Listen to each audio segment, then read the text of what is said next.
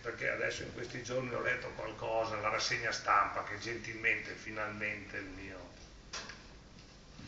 addetto stampa mi ha preparato, no? E ho letto gli SMS del Gazzettino. Lui dice: basta mettere le mani nelle tasche che paghi Pozzo, eccetera. Pozzo, nella sua carriera di imprenditore, non ha mai avuto, si vanta di non aver mai avuto un contributo di niente. E quindi, se si va a fare lo stadio o tutti gli investimenti che si fanno con la filosofia di Pozzo.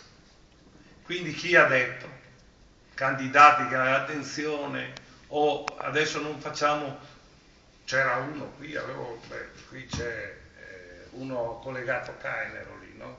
Repubblicano del partito Leonarduzzi, radicale, ha detto delle nefandezze incredibili. Sì, bisogna avere anche la dignità, perché a questo punto, no, di parlare in termini che siano, no, onesti. Come fa una persona a parlare come sono qui, io faccio calcio da 22 anni, quindi tutti mi conoscono, lo posso far bene, lo posso far male, questo lascio libero giudizio a tutti. Ma dopo lei, ecco. Allora, voi sapete, il radicale Gianfranco Leonarduzzi invita Canero a non partecipare al tavolo imbandito del bottino di soldi pubblici che Pozzo chiede per la sua società. Pozzo ha 67 anni, nato e cresciuto in Friuli. In 67 anni nessuno lo ha imbandito. Quindi questo è vergognoso questo. Neanche per scherzo non deve scrivere queste cose. Come Saro, che mi dispiace, che è un mio amico, già che parliamo di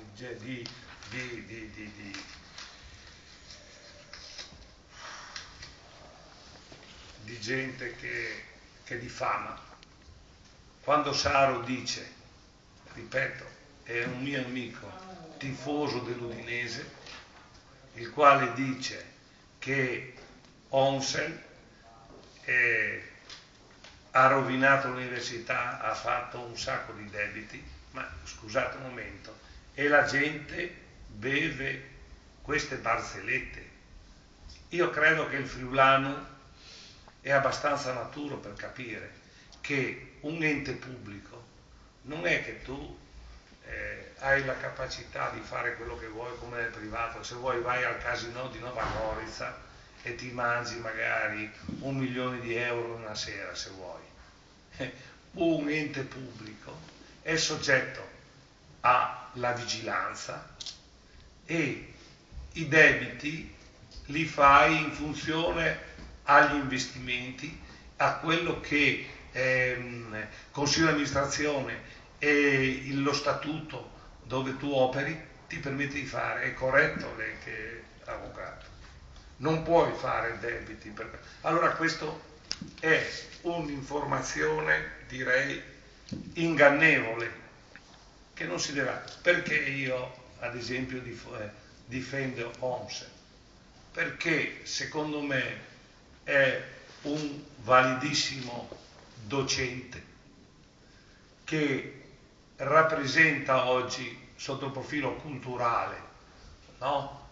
Il vanto del Friuli, perché noi abbiamo un'università di cui si aveva bisogno e che io come imprenditore ho usato più di qualche volta, anzi ho cercato e si stava sviluppando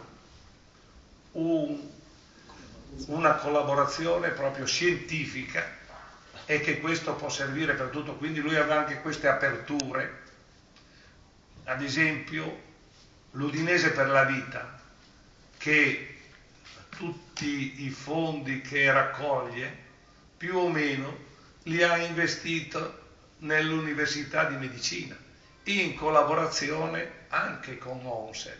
Quindi quest'uomo non so come sarà come amministratore pubblico, ma per quello che ha fatto fino ad oggi. Ha fatto solo del bene. Come si fa ad avere il coraggio? Allora come scrivete però, attenzione, perché poi io la Tele Friuli taglia a destra, taglia a sinistra, giusto? Perché sembrava che avessi detto, io ho detto la mia verità e ho detto mi assumo la responsabilità di quello che dico. Come Saro dice la sua verità e viene riportata e deve assumersi la responsabilità perché è ingannevole quello che diceva contro Onsel. Attenzione, Onsel non è né mio cugino né mio parente, l'ho conosciuto ed apprezzato solo per quello che lui ha fatto all'università. E io per un amministratore locale, un amministratore pubblico, no? Per un amministratore pubblico sono d'accordo di scegliere un tecnocrate, non perché se ne sono viste di tutti i colori, non un trafficone, uno che ha alle spalle appronti i soliti furbetti del quartiere, che